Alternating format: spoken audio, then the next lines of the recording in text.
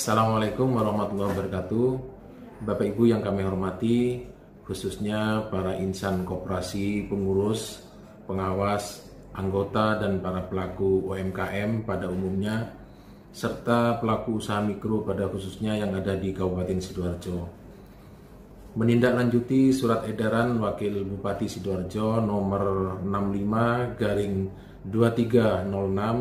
65-2306-438.1.3/2020 bahwa dalam upaya pencegahan COVID-19 di lingkungan pemerintah Kabupaten Sidoarjo, khususnya Dinas Koperasi dan Usaha Mikro Kabupaten Sidoarjo, dan saya selaku Kepala Dinas Koperasi dan Usaha Mikro Kabupaten Sidoarjo menyampaikan bahwa mulai hari Senin tanggal 30 Maret 2020 untuk seluruh layanan tatap muka untuk sementara kami tiadakan sampai dengan batas waktu yang akan ditentukan kemudian hari. Kami mohon maaf atas ketidaknyamanan Bapak Ibu sekalian. Layanan pendampingan UMKM dan koperasi tetap berlangsung dan tetap kami dampingi oleh Klinik Koperasi dan UMKM Kabupaten Sidoarjo, dan kegiatan pendampingan wirausaha baru tahun 2020 tetap berjalan dan semuanya dilakukan melalui kelas online sesuai dengan jadwal yang akan ditentukan. Semoga layanan pendampingan secara online dengan menyuguhkan beberapa materi dapat diikuti dan mendapat respon positif dari pelaku koperasi dan UMKM di Kabupaten Sidoarjo. Tentunya saran dan masukan dari Bapak Ibu sangat kami perlukan dalam rangka untuk mengembangkan apa yang kami sajikan ini. Demikian informasi yang dapat kami sampaikan. Terima kasih. Wassalamualaikum warahmatullahi wabarakatuh.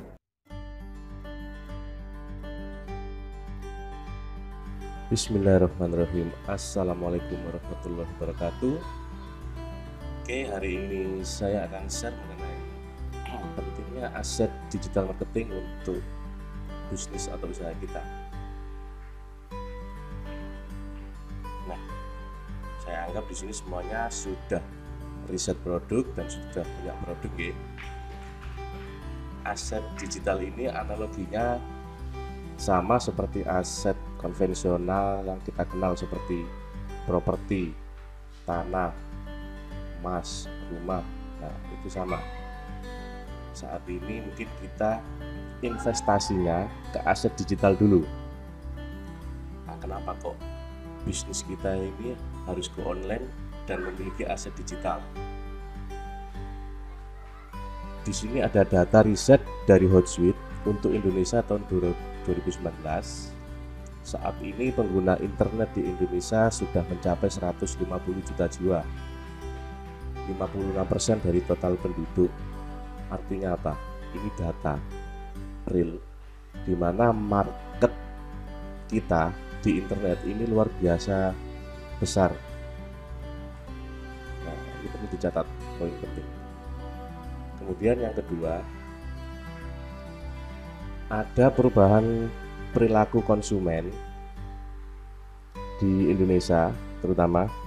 Jadi kalau cari produk, barang atau jasa itu sekarang menggunakan media internet. Di sini ada data yang berkorelasi dengan yang saya sebutkan barusan. Jadi pengguna internet di Indonesia yang luar biasa besar tadi, tiap hari menghabiskan waktu untuk berinternet pria itu hampir 9 jam, jadi 8 jam 36 menit. Nah, coba kita cek kebiasaan kita tiap hari. Mungkin pagi hari bangun tidur, yang dicek pertama HP-nya, update status, cek status. Nah, itu salah satu contoh. Itu perubahan perilaku customer di Indonesia, di mana selain jumlahnya yang besar, kemudian menggunakan internet sehari-harinya ini cukup lama. Saya kira dua alasan ini cukup untuk menjadikan alasan kita kenapa bisnis kita harus go online. kembali ke materi. Nah, aset digital marketing ini apa aja?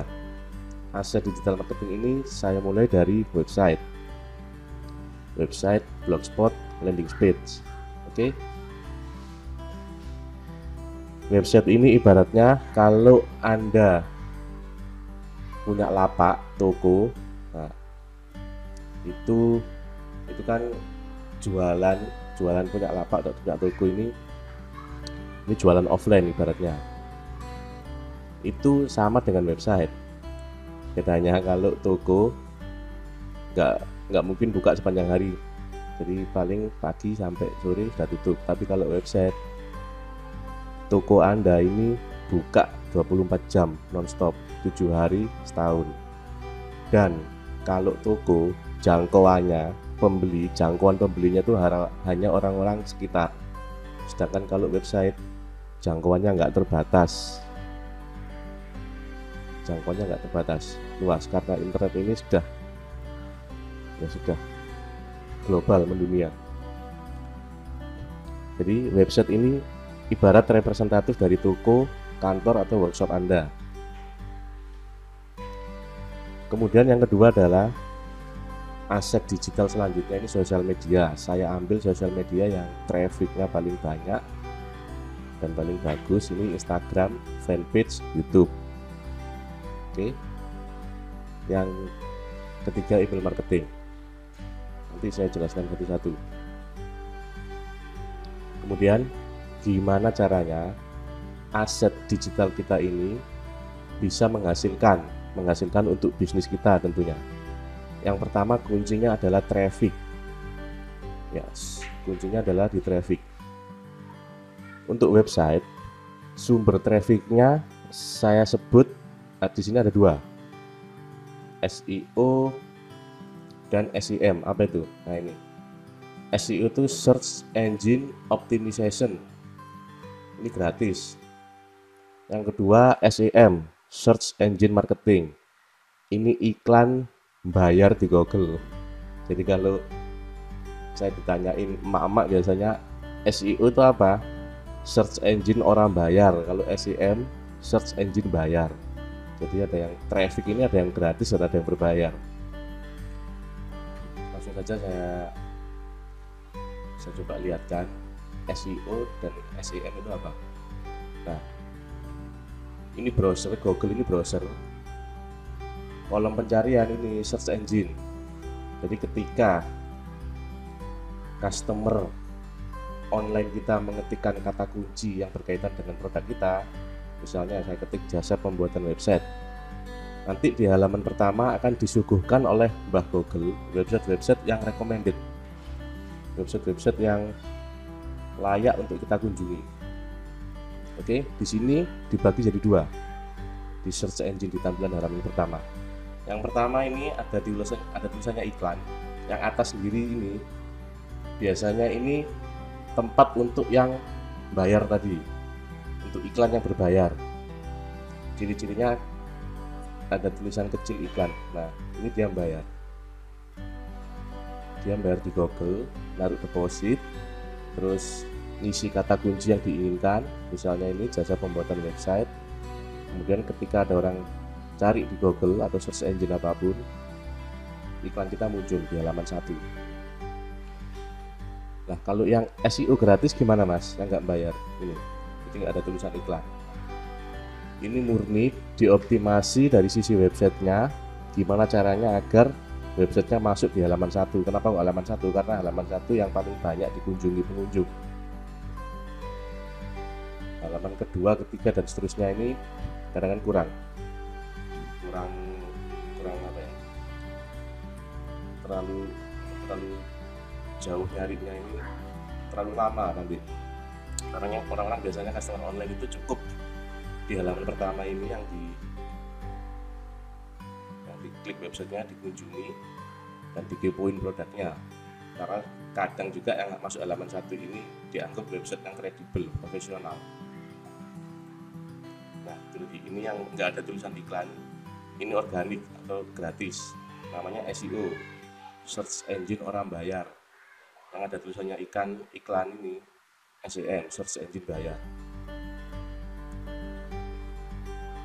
Kemudian untuk sosial media sumber trafficnya sama, ada yang gratis, ada yang berbayar.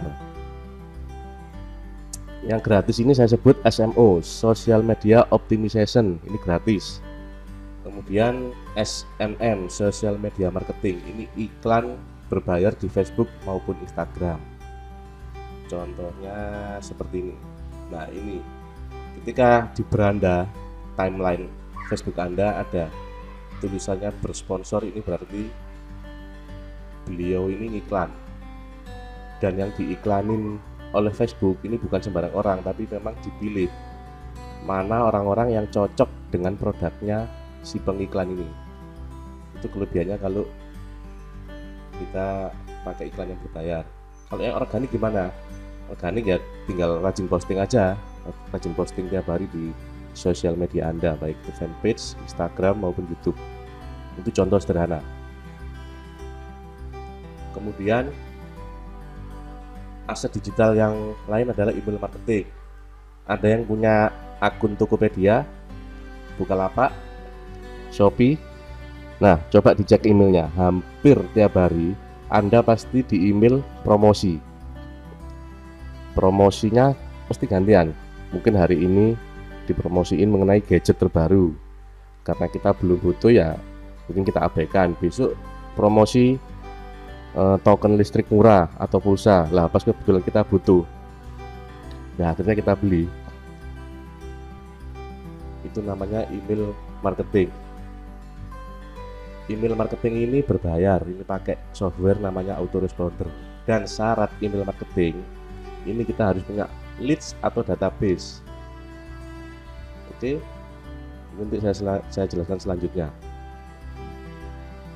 Jadi kalau sudah aset digital sudah dibangun, ini gimana caranya sampean optimasi sampai trafficnya banyak berjibun.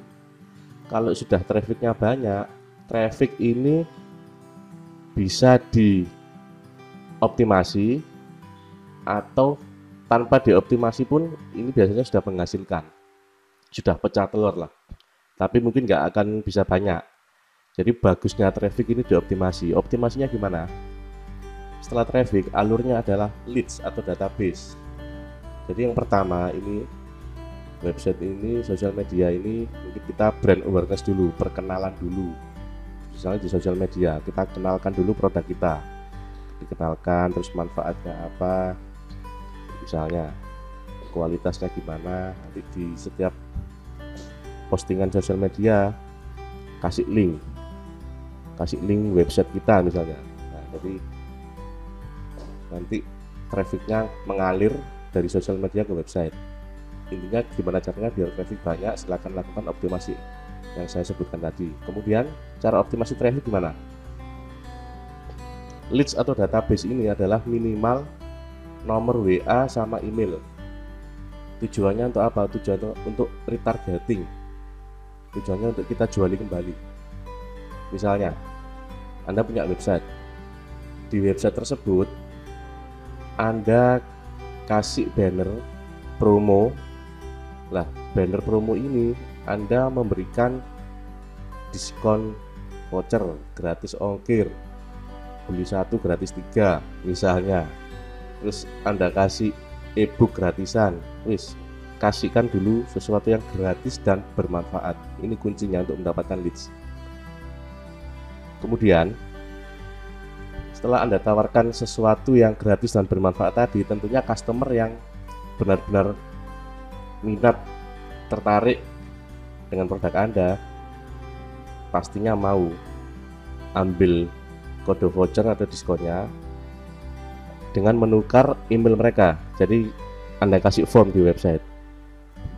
Ini tak kasih kode vouchernya, tapi silakan masukkan nama, email, dan nomor WhatsApp Anda. Oke. Nah, setelah mereka memasukkan database email dan nomor WhatsApp, kode vouchernya silakan, itu hak mereka, langsung kasihkan melalui WA maupun email. Jadi customer itu dapat kode vouchernya dapat giveaway-nya, Anda dapat emailnya. Nah, emailnya ini nanti bisa Anda pakai untuk retargeting atau jualan kembali. Jadi traffic yang nggak dioptimasi di sini, ini tingkat closingnya kecil. Tapi kalau ada jualan di traffic yang database-nya sudah tertarget, ini tingkat closingnya lebih bagus, lebih tinggi. Oke? Karena apa?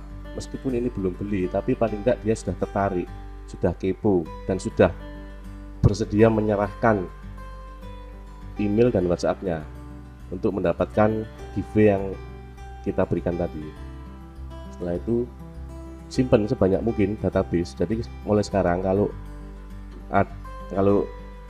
Anda masih suka berpromosi nyepam di Facebook, di WhatsApp, kemudian ada yang beli ini di list, namanya dicatat di WhatsApp, di list, kemudian ditulis di Excel atau di kertas, kumpulkan sebanyak mungkin. Nah, itu penting, itu nanti bisa kita juali kembali. Ketika kita jualan di orang yang sudah pernah mengunjungi aset digital kita, ini tingkat closingnya lebih bagus. Ibaratnya kalau jenengan jualan pakai toko offline, itu kan misalnya saya buka toko peracangan, kemudian ada orang masuk ke toko beli, kemudian pulang. Nah, ketika pulang kan kita nggak punya datanya, tadi orang yang beli siapa. Terus kalau kita punya produk baru, kita bingung, kita hanya istilahnya jaga orang yang lewat di depan toko untuk beli. Seandainya orang tadi itu kita catat, minta nomor HP sama email, misalnya kita catat minta nomor WhatsApp-nya aja. Nah, ketika orang itu pulang, kita punya produk baru, orang-orang yang sudah ngisi nomor WhatsApp tadi, kita istilahnya kita broadcast, kita kirimi pesan bahwa ini ada barang baru karena masih anget, baru datang, khusus hari ini promo diskon berapa persen. Nah, insya Allah orang yang sudah beli tadi balik lagi. Tapi itu nggak mungkin terjadi di dunia offline, susah dan jarang yang dilakukan. Makanya itu kelebihannya di dunia online. Ketika traffic Anda banyak, dari traffic yang banyak ini Anda mampu mengumpulkan leads atau database yang banyak, Anda bisa jualan ke orang-orang yang tertarget. Nah, kalau sudah database ini kita juali kembali, terjadilah conversion ini repeat order atau penjualan. Oke. Jadi digital marketing ini ibaratnya sebuah puzzle itu kan berantakan kecil-kecil, kalau nggak ditata dari mana Anda bingung. Jadi jangan dipikir digital marketing itu mudah, digital marketing itu sulit, tapi memang hasilnya luar biasa kalau Anda konsisten dan istiqomah untuk belajar mempraktekannya. Karena puzzle ini berantakan, yang Anda harus tata adalah Anda harus cari mentor yang tepat untuk belajar mulai dari yang mana dulu.